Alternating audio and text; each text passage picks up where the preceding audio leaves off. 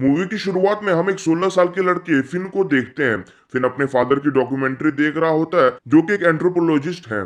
Fin अपने father से कभी नहीं मिला क्योंकि वो उसकी मदर को प्रेग्नेंट करके साउथ अमेरिका चले गए थे एक ट्राइब पर स्टडी करने के लिए। पर इतने सालों बाद फिन के फादर ने फिन को अपनी डॉक्यूमेंट्री की कॉपी भेजी थी और उसे अपने साथ समर वेकेशन में साउथ अमेरिका आने का इन्विटेशन भी दिया था। और फिर फिन वहां जाकर उस ट्राइब से मिलने के लिए काफी एक्साइटेड होता है। फिन की मदर लीज एक मसाजर है जो आए दिन गैर मर्दों के साथ सोती रहती है। साथ ही लीज एक अल्कोहलिक और ड्रग एडिक्ट भी है और ज्यादातर समय नशे में रहती है। एक दिन फिन जब अपनी मदर के लिए ड्रग्स लेने जाता है तो उस स्टोर पर पुलिस की रेड पड़ जाती है और फिर फिन को अरेस्ट कर दिया जाता है। फिर लीज फिन की जमानत करवा लेती है, लेकिन अब वो अपने और अपने बेटे की लाइफ को सुधारना चाहती थी। इसलिए वो अपने एक अरबपति दोस्त के पास कॉल करती है और उससे मदद मांगती है, जो उन्हें लेने के लिए एक कार भेजता है। लीज के अरबपति दोस्त का नाम ऑसबॉर्न है। ऑसबॉर्न का घर शहर से काफी दूर जंगल के बीचों बीच है और ये पूरी जगह ऑसबॉर्न की ही है। इसके बाद लीज और फिन को उनके नए घर पर छोड़ दिया जाता है। अगले दिन फिन देखता है कि ऑसबॉर्न ने उनके लिए एक कार भी दी है। ये देखकर फिन को लगता है कि ऑसबॉर्न उसकी मदर के साथ सोना चाहता है, इसलिए उन पर इतना मेहरबानी कर रहा है। फिर सुबह सुबह लीज ऑसबॉर्न के घर उसे मसाज देने पहुंच जाती है और फिन बाहर घूमने निकल जाता है। जंगल में उसे विटनी नाम का एक लड़का मिलता है जो कि हमेशा रॉक्स पर अजीब सी ड्राइंग बनाते रहता था और वो ज्यादा बोल भी नहीं पाता था। फिन के घर में जिली नाम की एक मेड भी थी जो कि उसी की एज की थी और वो काफी ज्यादा फ्रेंडली भी थी। जब जिली फिन को अकेला देखती है तब वो उसके पास जाकर उसके साथ इंटीमेट होने की कोशिश करती है, लेकिन फिन ऑसबॉर्न की कार देखकर डिस्ट्रैक्ट हो जाता है, जिससे गुस्सा होकर जिली वहां से चली जाती है। अगले दिन फिन देखना चाहता था कि उसकी मदर ऑसबॉर्न के यहाँ क्या करने जाती है, इसलिए वो उसकी कार का पीछा करता है। रास्ते में उसे एक और घर मिलता है जिसमें ऑसबॉर्न का ग्रैंडसन ब्रिस रहता था। फिर फिन कुछ देर ब्रिस से बात करता है और ब्रिस से बात करने के बाद वो आगे बढ़ जाता है। रास्ते में उसे एक शिकारी भी मिलता है जो कि हिरन को मार रहा था। थोड़ा आगे जाने पर फिन का पैर एक बियर ट्रैप में फंस जाता है। ये ट्रैप ऑसबॉर्न की पोती माया ने लगाया था उस हंटर को पकड़ने के लिए। इस ट्रैप में पैर फंसने के कारण फिन को काफी चोट आ जाती है और इसलिए माया फिन को हॉस्पिटल ले जाती है, जहां उसका मरहम पट्टी किया जाता है। इसके बाद माया फिन को अपने डैड से मिलवाने ले जाती है जो कि कई सालों से कोमा में थे। यहाँ पर माया और फिन दोनों बातें करते हैं और बातों ही बातों में दोनों क्लोज आ जाते हैं और किस भी करते हैं और फिर यहीं से माया फिन की गर्लफ्रेंड बन जाती है। अगले दिन ब्रिस और माया दोनों फिन से मिलने आते हैं। फिन इस समय अपने डैड की डॉक्यूमेंट्री देख रहा होता है और बाकी सब भी उसके साथ डॉक्यूमेंट्री देखने लगते हैं। डॉक्यूमेंट्री देखकर ब्रिस कहता है कि उसे इस टाइप के जीने का अंदाज बहुत पसंद है क्योंकि वो अपनी मर्जी से कुछ भी करते हैं और उन्हें कोई रोक टोक नहीं है। अगले दिन माया का बर्थडे होता है जिसमें माया ने लिज और फिन दोनों को बुलाया था। फिन को यहाँ थोड़ा शर्म आता है क्योंकि कुछ लोग उसकी मॉम और ऑसबॉर्न के बारे में गलत बातें कर रहे थे और यहाँ उनके अलावा सभी लोग काफी अमीर थे, लेकिन इसके बावजूद भी माया को कोई फर्क नहीं पड़ता और वो सभी के सामने फिन को किस करती है और उसके साथ डांस भी करती है। वहीं दूसरी ओर लिज अपने काफी पुराने दोस्त डिक से मिलती है और उसके साथ वो डांस भी करती है। माया का भाई ब्रिस भी फिन के साथ काफी अच्छे से बात करता है। पार्टी के आखिर में फिन और माया एक कार लेकर वहां से भाग जाते हैं। कुछ दूर जाकर वो दोनों इंटीमेट होने लगते हैं, लेकिन ऑफिसर्स गेट यहाँ आकर फिन को बताता है कि ऑसबॉर्न ने कल उसे लंच पर बुलाया है। अगले दिन फिन ऑसबॉर्न से मिलने जाता है। फिन ऑसबॉर्न से साफ साफ पूछ लेता है कि उसके और लीज के बीच क्या चल रहा है।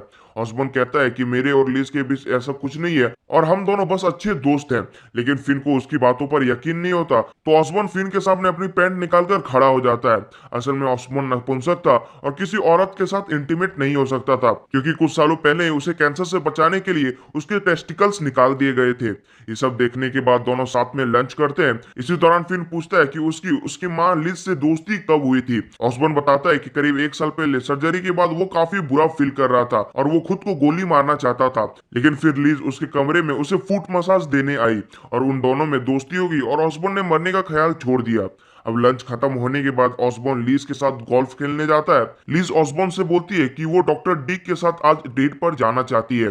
शुरू में ऑसबॉर्न इसके लिए मना करता है, लेकिन लीज उसे मना लेती है और फिर ऑसबॉर्न 2 हफ्तों के लिए उसे अपना एक फार्म हाउस उन दोनों को रहने के लिए दे देता है। दूसरी तरफ लंच के बाद ब्रिस सभी के साथ एक गेम खेलता है जिसमें वो सभी का फ्यूचर प्रिडिक्ट करता है। इस गेम में ब्रिस एक आदमी के बारे में काफी नेगेटिव प्रिडिक्शन करता है और उसकी काफी बेइज्जती भी करता है, लेकिन ब्रिस फिन के बारे में अच्छी अच्छी बातें ही बोलता है, जैसे कि वो उसकी सिस्टर माया से शादी करेगा और ब्रिस और फिन हमेशा अच्छे दोस्त रहेंगे। ये सुनकर फिन को काफी अच्छा लगता है उसे शाम को डिक लिज से मिलने आता है और दोनों इंटीमेट भी होते हैं। दूसरी तरफ माया भी फिन को एक फार्म हाउस पर बुलाती है और वो दोनों भी इंटीमेट होने लगते हैं।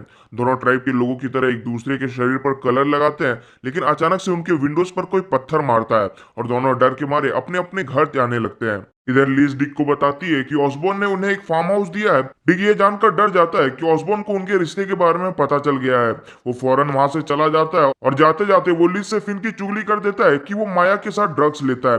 लीज फिन के कपड़े चेक करती है और उसे ड्रग्स भी मिल जाते हैं। फिर कुछ देर बाद फिन बिना कपड़ों के घर आता है और फिर लीज उसे बहुत ज्यादा डांटती है। अगली सुबह लीज फिन को कोई जॉब करने बोलती है, नहीं तो सारा घर का काम वो जेनी की जगह उससे करवाएगी। अब ये सुनकर फिन भागते हुए ऑसबॉर्न के पास जाता है और ऑसबॉर्न उसे अपने यहाँ जॉब पर रख लेता है।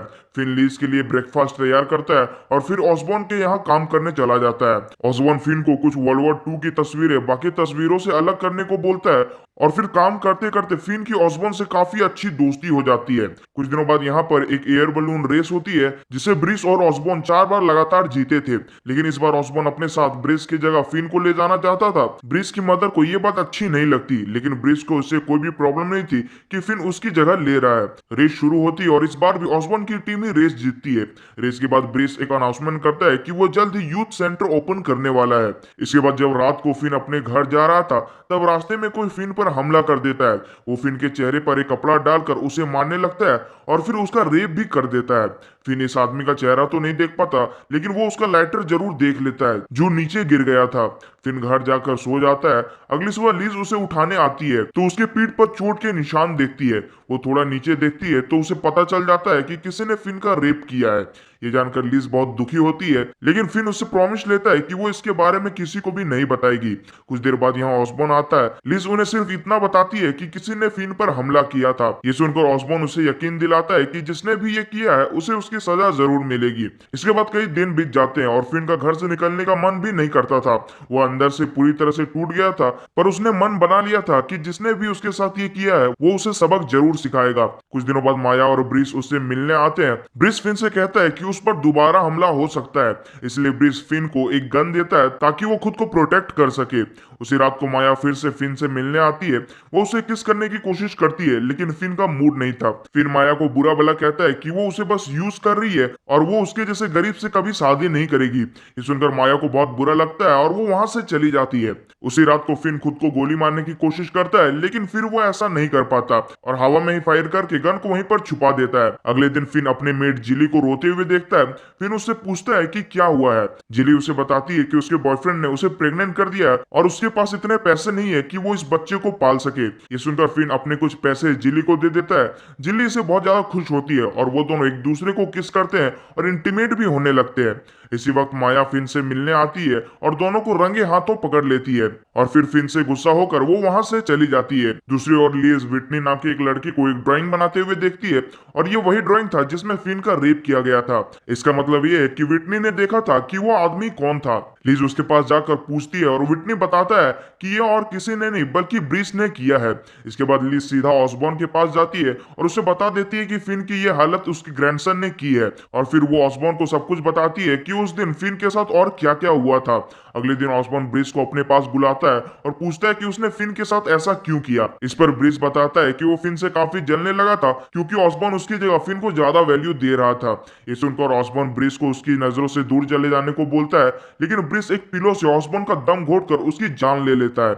इसके बाद सभी ऑसबॉर्न का फ्यूनरल अटेंड करते हैं। सभी को ये नेचुरल डेथ लगती है। यहीं पर फिन माया से भी सॉरी बोलता है और माया उसे अपने कलाई पर बने फिन नाम के टैटू को दिखाती है जो उसने ब्लेड से बनाए थे। उस टैटू को देखकर फिन को यकीन हो जाता है कि माया सच में उससे प्यार करती है। कुछ देर बाद ब्रिस भी फिन के पास आता है और उसे लाइटर देकर अपना हुक्का जलाने बोलता है। फिन इस लाइटर को पहचान लेता है और समझ जाता है कि उस दिन ब्रिस ने ही उस पर अटैक किया था। रात को फिन अपनी गन निकालने जाता है, लेकिन ब्रिस वहां आकर उसे पीटने लगता है। दरअसल उसने फिन को गन इसलिए दिया था ताकि वो खुद को ही गोली मार ले। फिन जंगल के अंदर भागता है जहां ब्रिस का पैर एक बियर ट्रैप में फंस जाता है। इसके बाद फिन ब्रिस के पास आकर उसे बहुत पीटता है, लेकिन वो उसकी जान नहीं लेता। फिन की मदर लिज भी यहाँ आकर सब देख लेती है और फिर अगले दिन दोनों वापस अपने घर न्यूयॉर्क जाने लगते हैं और हमें यहाँ पता चलता है कि ब्रिस को जेल हो गई है। माया फिन से मिलने आती है और उसे बताती है कि उसे दूसरे देश के एक बोर्डिंग स्कूल में डाल दिया गया है। फिन माया से कहता है कि वो उसे लेटर लिखता रहेगा और फिर लिज और फिन अपने घर के लिए निकल जाते हैं और कुछ इसी तरह से ये मूवी यहीं पर एंड हो जाती है।